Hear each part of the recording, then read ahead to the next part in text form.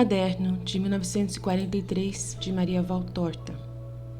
É como um diário dela que ela escreve para o seu diretor espiritual, narrando a sua comunicação com Deus, a sua rotina.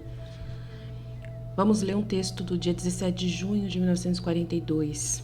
Estou feliz por ter feito as minhas duas últimas combinações poéticas para Jesus e Maria. Embora as rimas sejam idiotas, não importa. Enfim, Jesus me dá uma boa nota, porque ele não olha para a métrica, mas para o amor. E em junho, uma tarde entre a morte e a vida, também senti que fui chamada por aquela filhinha, o filho da perdição que estava em Roma. Um grito de invocação infinita. Alguém que Deus indicou para uma pessoa que morreu, a pessoa que se suicidou, né? E que era a pessoa conhecida da Maria Valtorta. Um grito de invocação infinita. Senhorita, senhorita, você não pode olhar para mim? Você não pode me ouvir? Você não me ama mais? Eu ouvi claramente. Ninguém mais ouviu. 1 mês e meio depois aprendi com ela, em casa, a verdadeira verdade sobre sua ausência. Um filho. Ela devia estar grávida, né? E naquela tarde, desesperada, ela estivera a ponto de cometer suicídio e me chamou para resistir à tentação. Tinha me chamado com sua alma, a mim que não sabia de nada em particular, que acreditava que era por motivos de trabalho que não queria acreditar naquela voz de quarta-feira da paixão. Mais tarde, às vezes, vi Jesus quando era uma criança de 7, 10 anos, belo, Jesus homem na plenitude da masculinidade, ainda mais bonito. Mas a sensação mais doce, plena e sensível que tive em 2 de março deste ano. Não ria, padre, mas eu o peguei na manhã da morte de Jacomino, meu pobre pássaro. Eu estava chorando porque sou uma idiota. Eu chorava porque gostava muito de tudo. Chorei porque na minha segregação de doenças por 10 anos tenho um desejo real de afetos ao meu redor, mesmo que sejam afetos de animais. E eu estava lamentando baixinho com Jesus. E ele disse, eu disse, mas você poderia deixar comigo. Você me deu, por que você tirou ele de mim? Você também tem ciúme de um pássaro, né? Ela brigando com Jesus. Então concluí, tudo bem, leve essa minha dor também. Eu a ofereço a você com todo o resto pelo que você sabe. E então eu senti 2 braços em volta de mim e me puxaram contra um coração com minha cabeça em um ombro. Senti a temperança de uma carne contra a minha queda, a respiração e a batida de um coração dentro de um peito vivo. Abandonei-me a esse abraço, sentindo acima da minha cabeça um murmúrio de voz em meus cabelos. Mas eu fico, eu tenho você em meu coração. Não chore, porque eu te amo. E eu não chorei mais, e não senti mais dor.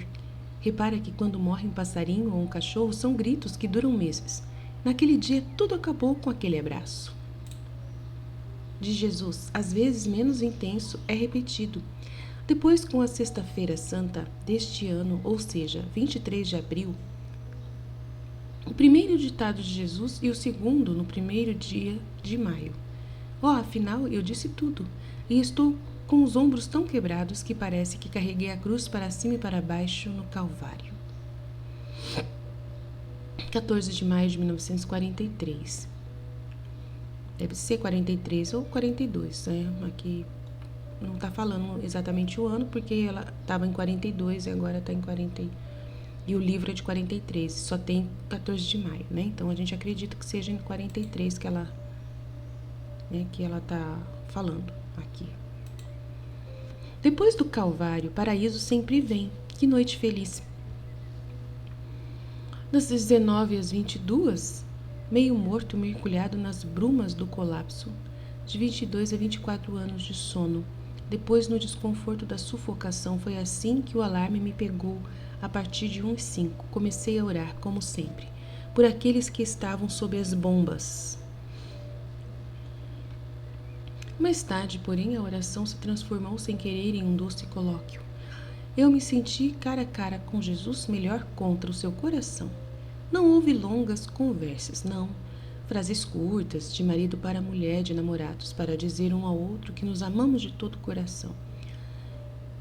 Estou perfumada. Fiquei saturada, como se estivesse submersa em um mar de alegria, de doçura e de paz. Eu vi a hora abençoada se dissipar com um santo pesar, mas era justo que isso acabasse. Só no paraíso isso não vai acabar. Agora vivo na sua memória, no eco que ainda vibra nas profundezas do meu coração e que me dá vontade de cantar, rir, amar com ardor 100 vezes maior todas as criaturas, porque estou saturada de amor, alimentada e consumida por ele. 19 de maio à noite. Jesus diz: este é o castigo do vosso orgulho humano. Você desejou muito e, portanto, perde até mesmo aquilo que foi concedido a você. As obras do gênio e da engenhosidade humana, meus dons, dos quais você tanto se orgulha caem no pó para lembrá-la de que eu sou eterno, que só eu sou Deus, que só eu sou eu. Mas o que é meu permanece. Nem o homem, nem o diabo podem destruí-lo. Nenhuma tentativa, nenhuma astúcia serve para destruir o que eu fiz e que será sempre o mesmo até que eu queira.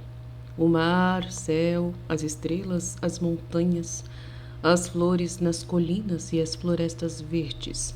Os primeiros são intocáveis como eu. Os segundos renascem a cada morte frágil a que o homem os conduz. Enquanto ressuscitei da breve morte que o homem me deu. E as plantas com troncos, a grama pisoteada pela guerra, viverão novamente como eu fiz no primeiro dia. Suas obras não as obras de arte, as igrejas e cúpulas, palácios e monumentos de que tanto glorias, feitos ao longo dos séculos, e que sucumbiram num instante ao teu castigo, nunca mais voltarão a existir.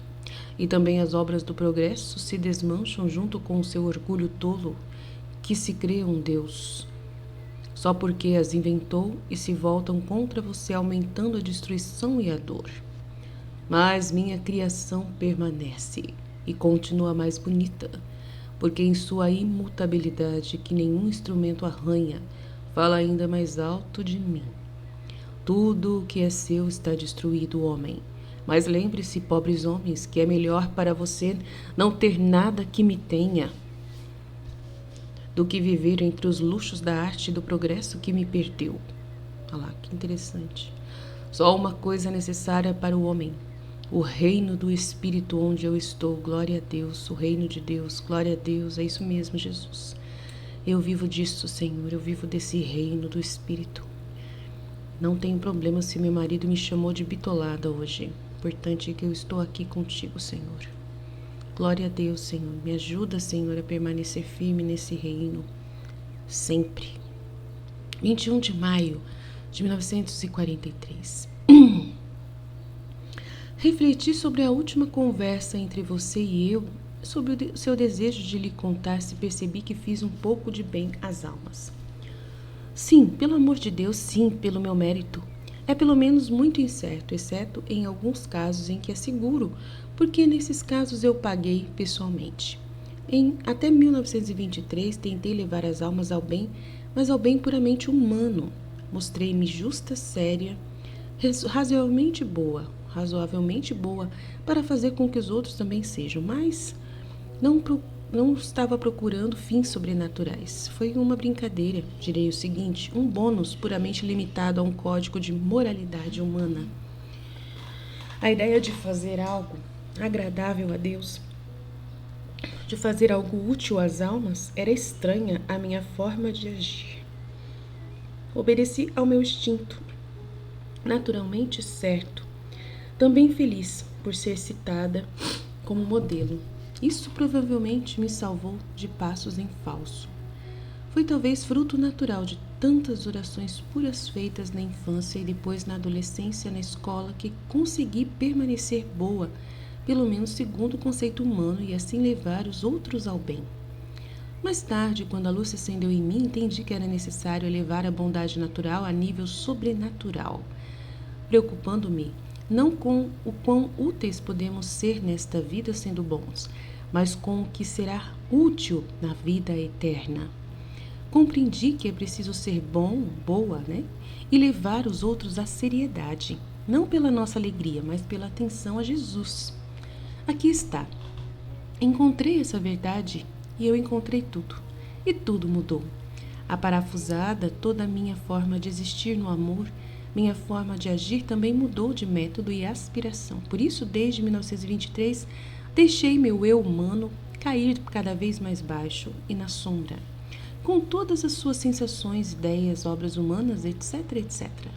E sem nunca mais refletir sobre o que poderia humanamente produzir e seguir o caminho de Deus. Produzir o não sei o que é né? Produzir o não sei o que é isso. Seguir o caminho de Deus preocupava-me apenas com aquele caminho pelo qual me canalizava. E inspirei através de mim muitos outros. A primeira criatura trazida a Deus, com palavra e oração, já te disse. Era uma senhora idosa de mais de 70 anos e depois subindo de uma forma ou de outra, peguei outros peixinhos. Coloquei no berçário do Senhor. Infelizmente, tive algumas tão vivas que, uma vez capturadas, voltaram a fugir, preferindo a lama lamacenta e a água pútrida e estagnada à onda pura, cristalina e beatificante do divino berçário. Mas o abandono de minhas derrotas, não me intimidaram. Eu continuei o mesmo, falando de Deus, mesmo quando fui convencida a falar a um coração impenetrável. Continuei a orar e a agir indiferente às ironias, desprezos e decepções. Algo de bom permanecerá nesses corações, não lhe parece? E Deus fará o resto. Eu penso assim também. As derrotas servem para me mostrar que sem a ajuda de Deus sou menos que zero. Verdade. As vitórias servem para me mostrar que a bondade de Deus é tão paternal e grande que está sempre pronto a nos ouvir quando pedimos o que é certo e ajudamos quando trabalhamos em sua homenagem. Eu contei a ele sobre aquela garota salva da morte. E eu não me repito falando, disse-lhe. Ela não morreu, amor. A pessoa não morreu, graças a Deus. E eu não me repito falando, disse-lhe, que nenhum dos que confiei ao Senhor entre os combatentes morreu. Também posso acrescentar muitas das coisas que peço aos outros que recebo. Em vez disso, é difícil não obtê-los. Jesus é tão bom que não me nega nada que peço aos meus irmãos. Na verdade, ele é mais relutante comigo por coisas que peço para mim mesma. Normal. Mas talvez dependa do fato de eu orar mais pelos outros do que por mim mesma, e também do fato de não recorrer a certos meios draconianos que impossibilitam um bom Jesus de me negar algo. Talvez também dependa de eu saber dizer obrigado a Jesus quando ele me concede um favor. São tão poucos os que sabem decidir aquele obrigado, que nem o varredor que limpa a calçada não recusa. O bom Deus é tratado como um servo, obrigado a nos satisfazer. E o bom Deus quer tanto para ouvir dizer obrigado, Pai. Verdade, tem que agradecer. Das minhas meninas, posso dizer que coloquei nelas uma marca que não vai morrer. Embora, por enquanto, pelo menos uma delas pareça uma marca destruída. Uma delas parece a marca destruída. Em meus amigos, o mesmo, e em meus antigos ouvintes, quando dei as palestras. Sim, posso dizer, sem falsa modéstia, que não passei inutilmente na terra. Como posso dizer que vi e vejo as graças que peço para chover em minhas mãos? Doce chuva que despejo sobre os corações. Feliz sim, por isso, obtida mesmo ao preço do sangue. Uma alma se volta para Deus e se torna cada vez mais perto dele. Fico muito feliz quando ouço alguém dizer por quem orei. Obtive a graça. Feliz porque acho que naquela hora ele está com o coração feliz e por isso é bom. Feliz porque cada vez estou mais convencida de que Jesus me ama, de como Jesus me ama. Há uma religiosa minha, agora inspetora em Roma, que diz abertamente que percebeu que o que eu peço eu obtenho e que por isso conta comigo. Mas a pobre Maria tudo obtém porque soube fazer como Jesus, colocar-se na cruz e então confiar em Jesus com uma confiança muito maior do que eu tinha em meu Pai. Muitos não obtêm porque não sabem como se dirigir a Deus como um verdadeiro Pai. irmão, marido, e falam com ele afetuosamente, parecem discursos bombásticos de antigas tragédias ou de embaixadores. Senhor, neste dia magnífico, com alento ao teu, pés nos humilhamos, etc. E quando você sorri, a graça é certa. Então, ela está dizendo que tem gente que vai até Deus, assim, de vez em quando, com grandes discursos, né? Como se ele fosse alguém muito longe, distante, né? Acho que é isso que ela quis dizer. E não quer dizer que peça pouco. Que ela peça pouco. Eu sou uma reclamante que nunca está feliz, ela pede muito. Mas o Senhor está tão feliz em torná-lo rei, que derrama, de eu torná-lo rei, né? Eu torná-lo ele rei, que derrama seus tesouros. Às vezes é uma chuva de graças que eu recebo que fico pasma, comovida em êxtase.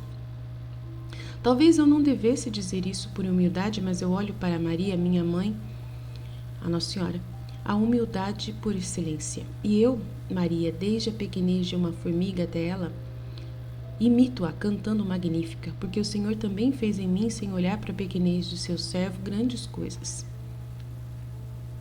22 de maio de 1943. Sei mal me explicar, provavelmente porque sou uma flor silvestre, nascida, desabrochada, cultivada unicamente pela vontade de Jesus e não conheço palavras místicas. Não conheço as nuances do ascetismo, nem algum. Amo porque amo, vivo como Deus quer. Eu desfruto ou sofro o que Deus ordena ou permite que eu faça, mas não sei dizer os nomes disso ou o que sinto. Você me faz perguntas, padre, né? Padre, que não sei responder. E como não quero cometer um erro a quem dá por conta própria um conceito que não corresponde à verdade, digo-lhe humildemente o que sei. Como sei e nada mais. Talvez você lendo e falando comigo compreenda melhor do que eu estou falando. Recentemente você me perguntou se eu já estive absorvida em Deus a ponto de não perceber mais nada. Bem, não sei se entendi seu pensamento corretamente. Você fala de êxtase, como normalmente é entendido. Certamente nunca o tive. Se ao invés ele fala daquele sentido estático, em que a vitalidade humana não está suspensa, mas toda a vitalidade está concentrada em um ponto, polarizada nele, de forma que qualquer outra coisa perde valor e é vívida entre as coisas de cada momento, como rodeada por um vestido que nos isola e protege, agindo ao nosso redor como um véu de fogo dentro do qual nos movemos e agimos olhando apenas para o fuleiro que nos atrai, então sim, já o tive muitas vezes. Então isso eu já tive também muitas vezes, né? Que você fica olhando para um ponto, mas você está aqui, né? O mundo inteiro que nos impele ao redor perde a forma e o valor a ponto de aparecer para nós por alguns momentos como algo quimérico, enquanto a verdadeira realidade é os poderes que a nossa alma adoram, absorvem e vivem. Não sei se me expliquei. Eu entendi, porque é exatamente a mesma coisa, né, que a gente faz quando a gente está meditando, né, ouvindo Jesus. Acho que isso durasse, se isso durasse, eu mataria em nenhum momento. É estranho que ela falou. Acho que isso durasse, eu mataria em nenhum momento. Não entendi. Eu mataria o quê? Vamos ver. Mas também acredito que quem viveu pelo menos uma vez uma experiência tão mística, eu acho que ela morreria. Acho que ela quis dizer que ela morreria, eu acho, né? Acho que se isso durasse, eu mataria em nenhum momento. Eu entendi. Tá muito estranho. Tradução, né? Vai saber que é isso. Mas também acredito que quem viveu pelo menos uma vez uma experiência tão mística está marcado para a vida eterna, né? É como um crescimento de nossa vitalidade espiritual, uma passagem de uma idade mais jovem para uma idade mais avançada, na qual, após cada imersão nessa experiência mística, nos descobrimos crescidos em graça e sabedoria espiritual. E assim permaneceremos para sempre se soubermos ser dignos disso. Não só, até creio que se por fraqueza humana às vezes caímos, mas não pondo nesta malícia, a graça alcançada anteriormente não se anula. É impedida sim para que o episódio de uma nova imersão na alegria de provar e ver a essência de Deus, acho que é o que está comprovado. Mas o benefício alcançado não se perde. Somente agindo com malícia persistente e consciente ela é perdida. É preciso pensar que essa alegria que nos abstrai da sensibilidade humana para nos imergirmos em um invólucro divino senciente nos seja doada por Deus e, portanto, por um ser que não desperdiça seus dons, doando-os com prodigalidade imprevista. Supõe-se, portanto, que ele, junto com o dom, dá outras forças capazes de nos tornar capazes de defender o seu dom em nós, verdade, contra os inimigos que estão em nós, a carne, as paixões, etc., verdade.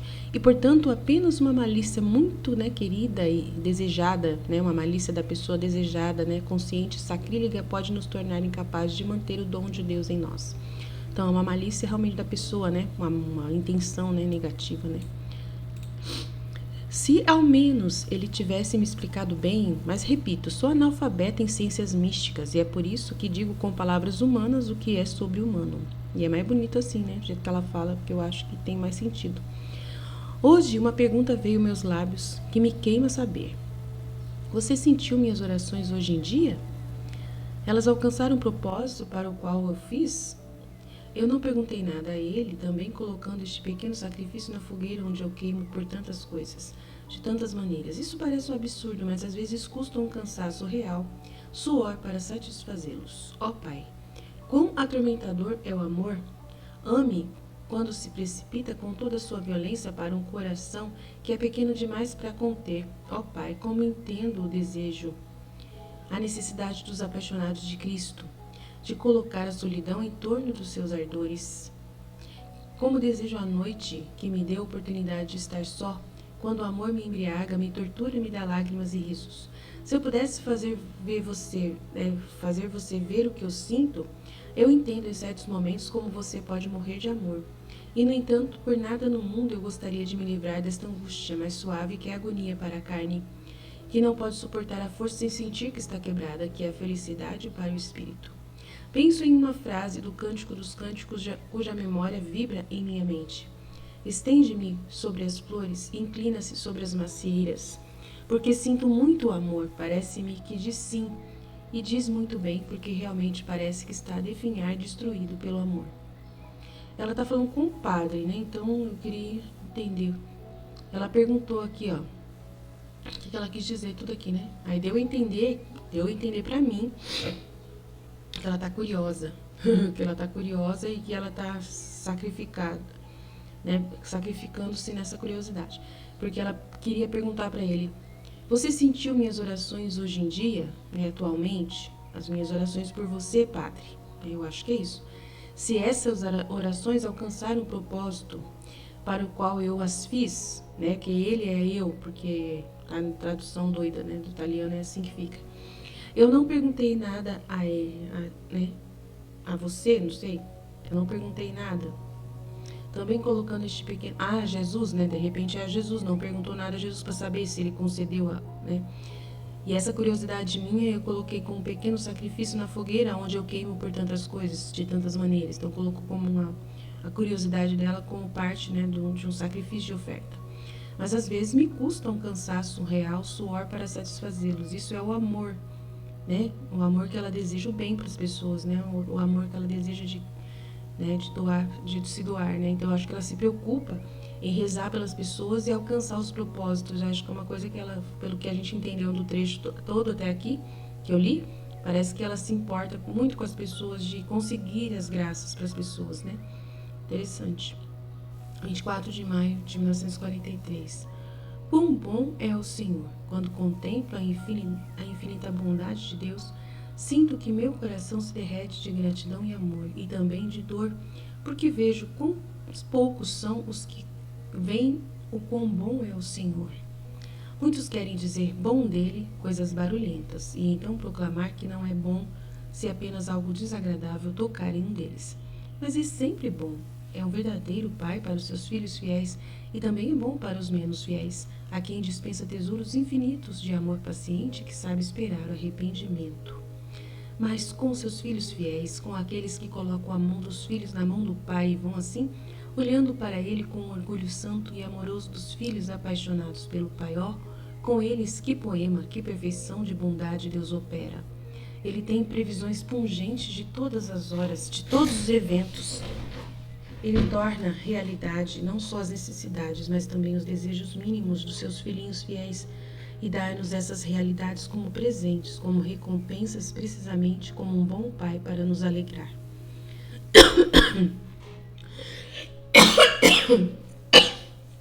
Perdão.